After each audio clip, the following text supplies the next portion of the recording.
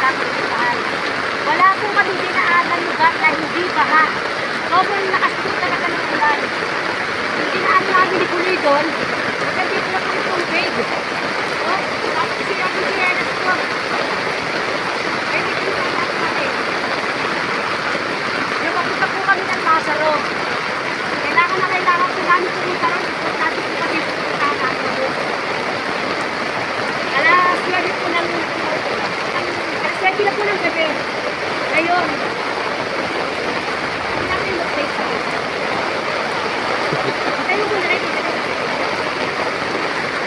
Dito na po tayo ngayon sa Magsaysay Extension. Ayun no, papunta po kami nasa Lazaro. Dito namin kami kung paano kami nakakadaan po ni Buloy. Pero kailangan namin dumaan kasi importante po kasi yung puntaan namin doon. Alas 7 po ng gabi. Sheep! Para matahal?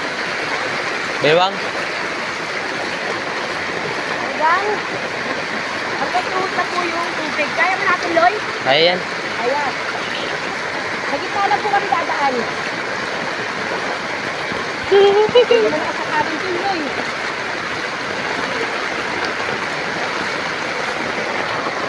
Yep. Ayan, Dek. Ayan. Ayan. Ayan. Hanggang dito na po tayo tako yung tubig. Hindi alam kung kakayanin pa natin. Ano, kaya? Kaya yan. Ay! Ano? Ano pa nga? Oy, yun, bigyan doon. Doon tayo sa kita. Kita lang. Dahil po kami niguloy dun sa Magsaysay Extension, papuntang dito.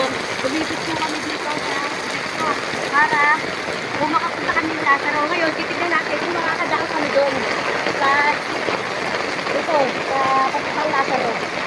Meron kung hindi pa rin kami makakadaan. Kasi tignan nyo naman yung ano. Tignan nyo yung sila. Oh.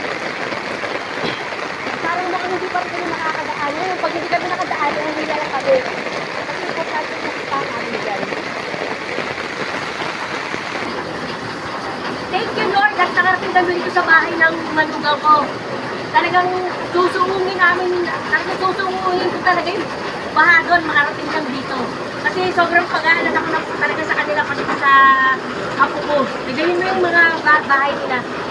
Baha na! Yan. Eh, kaya sana, pagbalik namin ni Buloy, makabalik din kami ng maayos. Yan.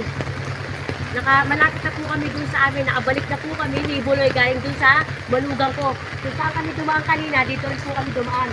Ayan, meron pang mga ilan-ilan mga naliligo. Tapos may huminara rin po yung ulan.